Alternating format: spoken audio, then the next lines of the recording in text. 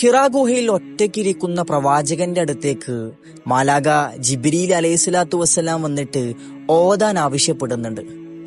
എനിക്ക് എഴുത്തും വായനയും അറിയില്ല എന്ന പ്രവാചക മറുപടിയിൽ ജിബ്രീൽ അലൈഹിസ്സലാം പ്രവാചകരെ ചേർത്തണക്കുന്നുണ്ട്. തന്റെ ജീവിതത്തിലുണ്ടായ ആ മഹാത്ഭുതത്തിന് ശേഷം പേടിച്ച് വിറച്ച് ഹിറാ ഗുഹ വിട്ട് വീട്ടിലേക്ക് ഓടിപ്പോകുന്നുണ്ട് പ്രവാചകൻ സല്ലല്ലാഹു അലൈഹി വസല്ലമ തങ്ങൾ.